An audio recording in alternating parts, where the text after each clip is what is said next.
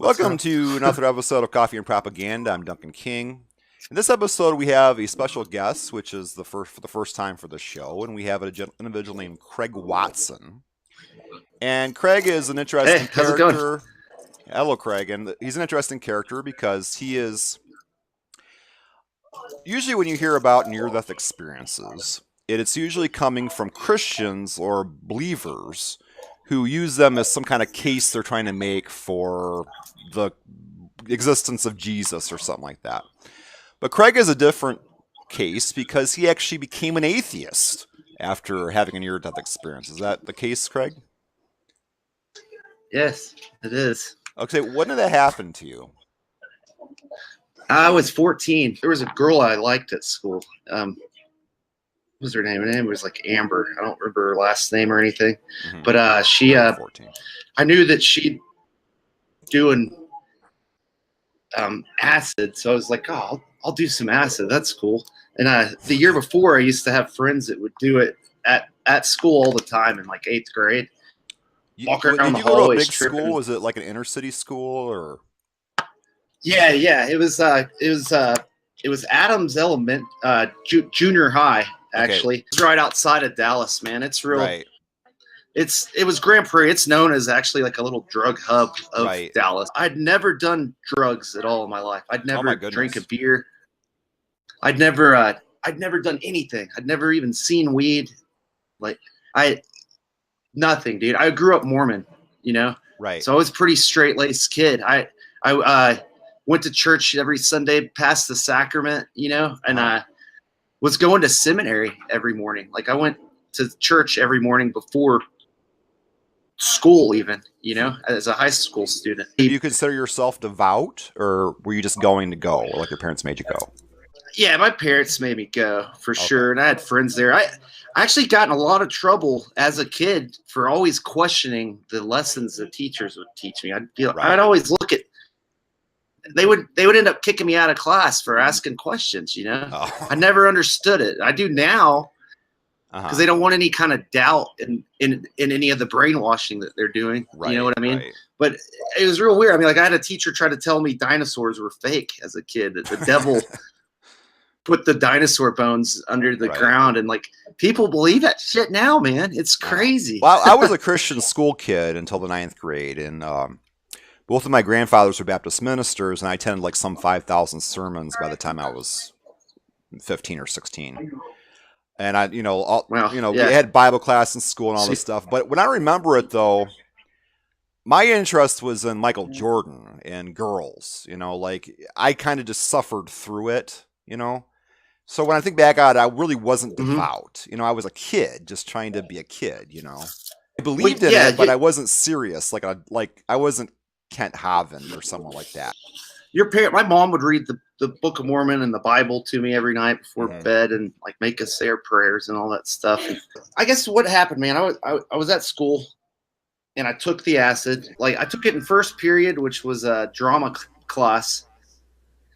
And I looked at it, it was a little piece of paper. I'm like, what's this? This is stupid. So I ate it. You know what I mean? And I should have done more research. Did you like the girl that offered it to you? Was that part of what was going on? Or? I wanted her to think I was cool. Was she kind of cute, or? Oh yeah, she was a cute girl. I mean, I was in 9th grade. I think she was maybe a year older. Right. We'll do dumb things. I don't know, dude. I was at that age. I was shooting out of my league. I didn't know what I was doing. You know what I mean? Right. Anyways, it didn't work. She didn't think I was cool. I don't even think I saw her again because I ended up not going to that school. I go from that class to like a history class, and then I go to gym class, and that's about when it starts to hit me. Right, I'm in the middle of playing volleyball, and I'm out in the basketball court, and I'm looking at the ball, and it looks like a shoestring to me because I'm seeing all the tracers from it getting hit back and forth, and all of a sudden it just comes and hits me right in the face. Oh my goodness! Like the ball, like it knocks my glasses off. I fall on the ground, and my buddies come get me, and they put me up in the bleachers, and they're like, "Oh man, you're fucked, Craig. What's wrong with you, dude?" And like, I don't know what's going on, man. But they kind of babysit me, and they take me to gym classes over, whatever. So they take me into the locker room, And I remember I took off my pants, you know, because I'm changing out like from shorts to pants to go to lunch. I started walking out after I took my pants off. I was in my boxers and I started walking to lunch, and somebody came up behind me and they're like, "Hey, Craig, you need these." I was like, "What is it?" They're like, "It's your pants, man." So, I mean, I was gone, dude. You know what I mean? Oh my goodness. I didn't know what was going on. I go to lunch and I'm sitting there with all my friends, and we always used to sit next to like there was we had a pretty big special ed program in our school, and we would sit over there and like the skaters and the punks, you know what I mean? Like we all were into skateboarding. I was in a punk band already, playing the guitar and stuff. Oh, that's interesting. At 14, yeah. Yeah, 14 years old. You know, I'd already been in a band for 2 years. But what do your Mormon parents think about your punk band? My dad was in a band as a kid. He taught me how to play guitar. I started piano when I was 5. So with Mormons, they don't really have a problem with rock music. And... no, my parents were pretty cool, man. They're pretty laid back. I mean, they weren't like they were pretty. You know, my mom read the Book of Mormon and everything too. Right. But, so as long as you like believe now, in Jesus, they didn't care if you listen to rock and roll. Like that wasn't important. Right. I mean, it wasn't. Music was okay. My dad went on a mission to London. Okay. Back in 1969, and he actually saw Jimi Hendrix when he was on his mission, and the Rolling Stones. He saw Pink Floyd before David Gilmour joined the band when Syd Barrett was still in the band. Right. So like music's not anti-Mormon. They had church dances and stuff. Okay. When I grew up, we couldn't have anything. They believed anything with a beat in it came from Satan. So you couldn't even have like a drum in your church service. You know? We're at lunch and you know, we sit by all the retards, you know, whatever, dude. We'd sit there to kind of protect them because these jock kids would usually try to get them to fight and stuff. These were actually mentally handicapped people, mentally handicapped. Definitely. And jocks would make them fight each other. Yeah, that's terrible. It's high school, man. Of course. I don't know. We didn't do the things that crazy in my high school. One of them had a boyfriend or girlfriend. Like they would like go up and be like, "Hey, this guy was making out with your girlfriend," and the tard would get up with all his strength and beat the tar out of the other tard. You know, oh my goodness. You know what I mean? It was crazy, dude. There's some heartless, shitty people in the world. What are you gonna do? But you know, sitting there and like I don't know, I just kind of went to a weird place, and my friends like all of a sudden like they stood up. They're like, "Come on, you got to go to your other class, Greg." I had like an English class maybe I was supposed to go to, and one of my friends kind of pointed me in the direction of it. And I remember I was wearing a shirt, like a replica of Charlie Brown's shirt. You know what I mean? It was a yellow shirt with the black stripe. Right. I was wearing some black Stussy pants and a biker jacket, a leather biker jacket. I remember exactly what I was wearing that day. I know I always will, just because it was a pretty traumatic experience. Anyways, so as I'm going, my buddy unsnapped. You know how like biker jackets have a strap here on their shoulders and they're buttoned on. So those were flapping down, and for me, I thought I had wings or something. So it was like weird, crazy. I don't know. I just remember it was weird. I didn't know what to do about it. Instead of going to my English class, I went back to my history class. Because Miss Peterson was my history teacher, and I liked Miss Peterson. I went and sat down in her class, like right by the door, and like I didn't know what was going on, man. She was like, "Craig, are you okay?" And I said, "I don't know." And I just put my head down on the desk, you know. I was like, maybe if I do this, she'll disappear, and I won't have to deal with this. You know what I mean? And she was like, "Craig." I stood up and looked around. I was like, "Oh, sorry, I'm in the wrong class." And I got up and walked out, and I started walking down the hall, and I didn't know where the fuck I was going, dude. Down at the tiles and like every or so was green on a mainly white linoleum floor. You know what I mean? All the green tiles were spinning. So I was jumping to each of the green tiles to like spin with them. And I would start spinning once I landed on it. You know what I mean? First I looked left, and then I looked right and noticed the tiles. But I looked left again and I saw what appeared was an angel, like in a big white flowing dress and all this stuff. And she went like this, and I was like, "Nope, it's not my time." And I turned around. That's when I started jumping on the tiles. A couple seconds later, Miss Peterson touched my shoulder, and she's like, "Come with me, Craig." So she takes me to the nurse, you know, and I'm still jumping on the tiles, you know. She's directing me towards the nurse, and I'm in the nurse's office, and I remember she's just a blonde lady, and she's looking at me, and all of a sudden she goes, "He's tripping on LSD."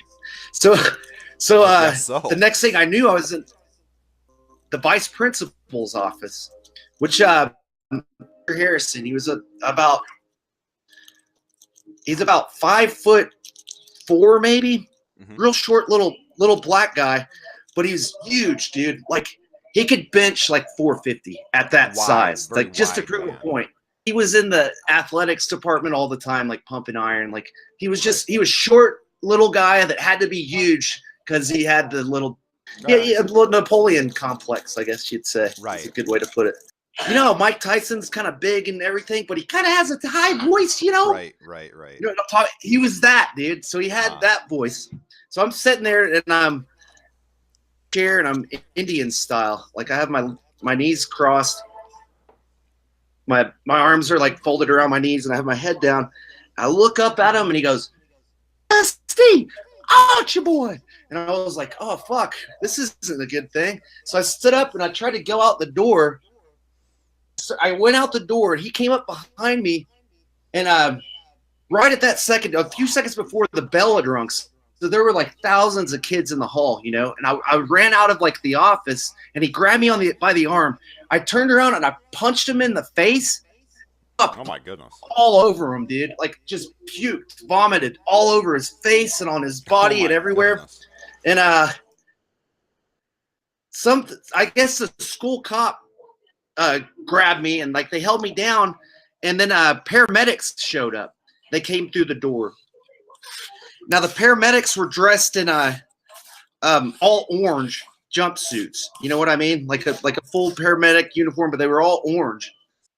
There is cartoons, the big hairy fur ball that Bugs Bunny ends up doing his nails, and he does his hair but puts dynamite in it and it blows up and everything. He's a big fur ball. He looks like shoulders and then eyes about I know what you're talking about. Yeah, the top of a head should be. Yep, that monster. Yeah, Gossamer.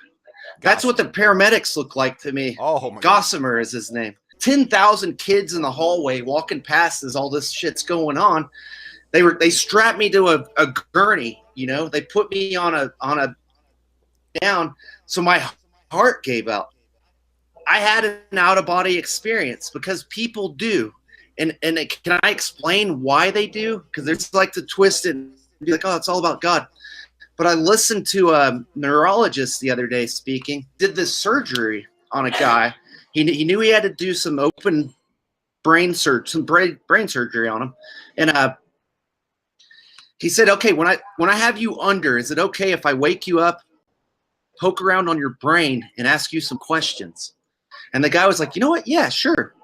So he's like, okay. So he got into the surgery. He took care of what he needed to take care of. Took a point and he poked the guy on the brain. And the guy was like, "Holy crap. Right now I could see myself at my 10th birthday party." So he's like, "Okay, cool." So he goes over to another part and he pokes it. He's like, "Whoa, you just made me feel like I'm outside and I'm looking down at myself, looking at you. See you poking my brain right now. I'm having an outer body experience." But obviously the guy's still in his body. Right.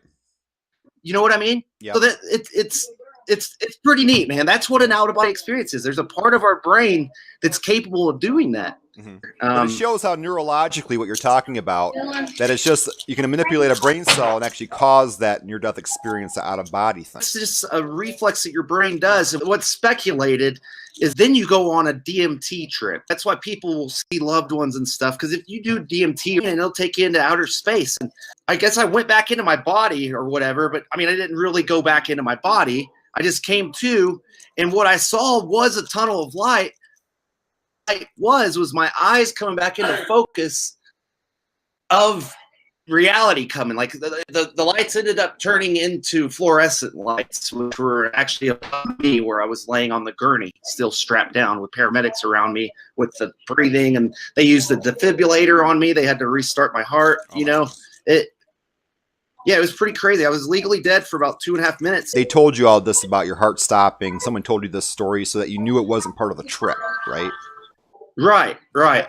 You know, I was on acid and everything, but the out-of-body experience, once I left my body, I didn't have the fear that I was feeling anymore Okay. of what was going on. You know what I mean? I understand. That's my brain shut down and was on the acid anymore. Everything got clear all of a sudden, and everything got crazy too. I mean, I can't really tell everything that happened because it was like colors that I've never seen that I can't explain now. Weird stuff like that. Your experience had nothing to do, like you didn't put any Mormon stuff into the near-death experience. Like there's no Mormon Jesus No. in it. Okay. No, Jesus didn't come to me. I actually thought the paramedic was my Uncle Paul because he had the same voice that my Uncle Paul had, but it wasn't my Uncle Paul. My Uncle Paul's a computer scientist. Right. You know, he's not a paramedic. So that was kind of weird. I was like, Uncle Paul, like, and he played along with it. I mean, how did that influence you to become an atheist, though? I don't know if that was the only definition of what founded my atheism. Okay. I always questioned it. It didn't make me come back and start wanting to go to church every Sunday either, because I ended up starting to sell LSD after that. I fell in love with this stuff. That the NDE didn't meet your expectations? Was that part of it? That it didn't meet your expectations of what you should have seen? I know right before I came back, everything was pitch black. Everything. Right. So like after that out-of-body experience, I guess I just like died or whatever. Right. I mean, I guess my brain was still working, but I went to a spot. Like, have you ever been knocked out before? Have you ever been physically knocked out? I rode dirt bikes and I've been in motorcycle wrecks that had like broken helmets and half. I've had blackout. Never knocked out. Black and like it was like you didn't exist. You didn't have any thought in your head. Kind of like when you first go to sleep before entering REM sleep. So, what led you after this experience? You obviously had more experiences after that led to your atheism. What else happened to you? Just started thinking, man. I remember like just totally gave up my belief in God, dude. I was driving with my dad and like he picked me up from work. I was working at a Harley dealership. I was already married and actually had a kid. This was about what, 19 or 22. I was about 22 years old. And I just looked at him. I was like, Dad, I mean, because I thought about it a lot, you know, like the possibility of God, like just the whole thought of him, that some being like me and you that has 10 fingers, 10 toes, a dick or a pussy, whatever, right, could create the universe. It always seemed absurd to me. I was like, Dad, why do you believe in God? Like, I don't think there is one. He was like, you know, Craig, I don't either. Okay. I mean, he still goes to church. He's a mechanical engineer, you know, right. So he's really a logical person.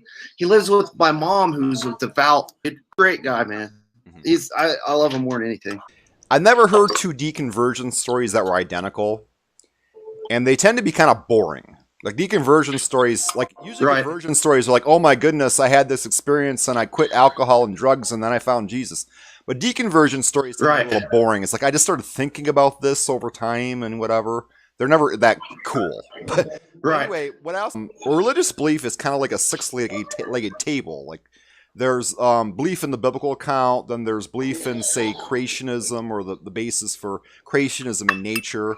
Then there's like the philosophical ideas of a God. Then there's things like the basis of morality and your fear of going to hell is another leg and all these other things. With different atheists, a different leg is knocked down in a different order usually before they become atheists. It's never all at once. Because usually when one leg gets knocked down, the other legs hold up the table as far as keeping you a believer. So the deconversions of different atheists are never the same path. It's usually like, well, first I studied evolution. That happens with some people. For me, I didn't study evolution until way later.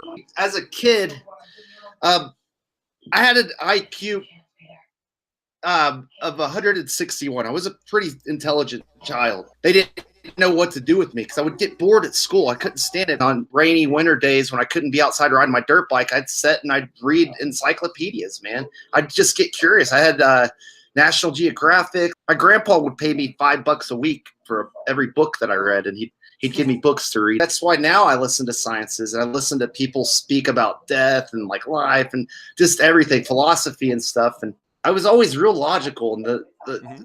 it took me a while to actually say I'm an atheist. Hmm. I I never I always had like a fear of hell Right. and that kind of thing, and it made me scared to like just totally be like, you know what, I don't believe in any of this shit. Right. One thing I find a little interesting, or maybe to ponder, is maybe the idea that instead of near death experiences kind of being similar to our ideas of the afterlife, what do you think of the idea that maybe we got our idea of the afterlife from people having near death experiences? Because these had to have always been happening. Like, when you talk Right. about the process that it had to have happened back in the, biblical times, or, when the Greeks there had to be an occasional person who had a near death experience. He fell on a rock or something like that. So, You know what? I've heard another philosophy on like the whole thing that religion is based off of is people doing psilocybin mushrooms and salvia and different drugs like DMT. right. If you look at old depictions of angels, they have a halo on, and it looks like the underside of a mushroom, a psilocybin mushroom.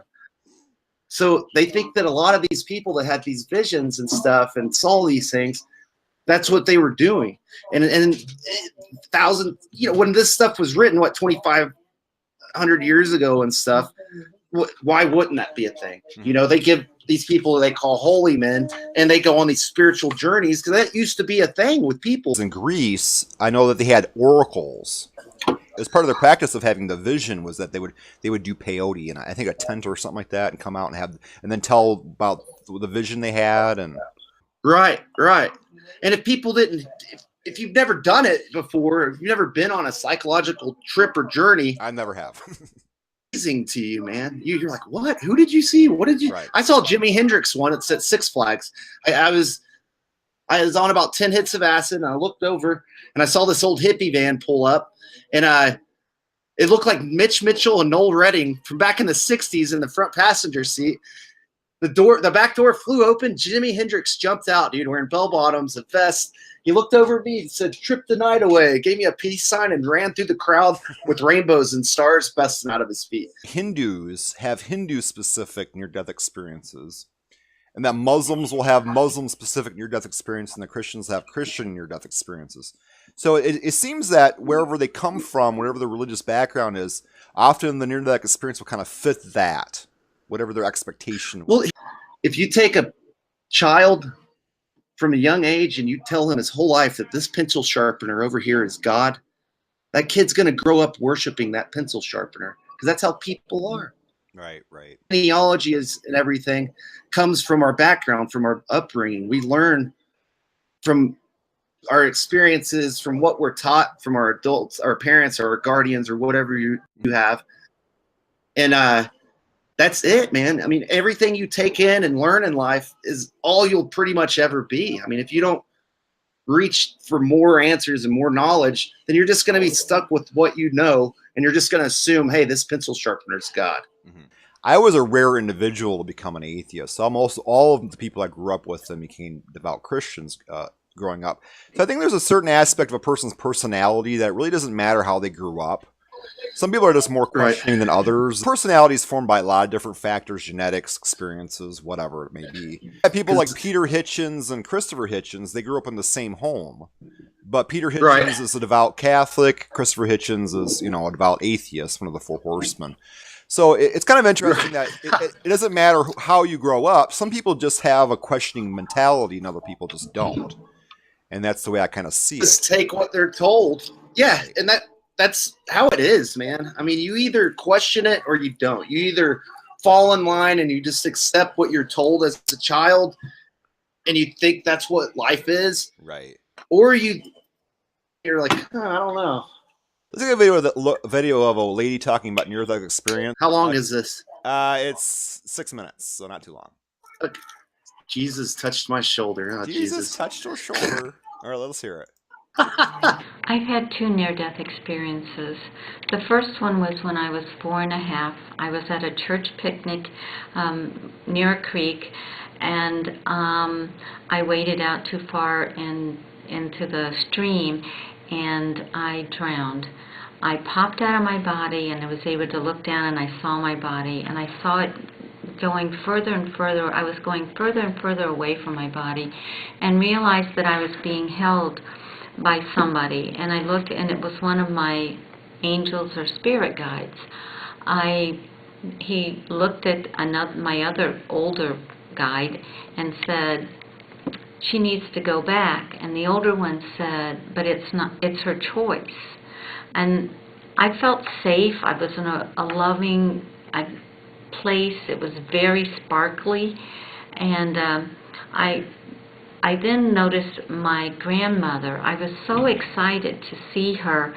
And so they handed me to my grandma, and I just put my arms around her neck. And I was just so happy to see that she was there, and she was happy that I was there. And after a bit, I was still very in awe of all the sparkles. It was like looking at an icicle and the light refracting off of it, and it was being 4.5 was like 4th of July. And my grandmother said to me in a loving way, she said, "Linda, if you go back, you'll learn many things." And I said, "I don't want to." And then a divine presence, which I knew was Jesus, put his hand on my shoulder and very lovingly and very, very gently in a kind way said, "Linda, if you go back, you'll learn many things." And then a scene opened up, and I was able to look down, and I saw my limp body being worked on by this man.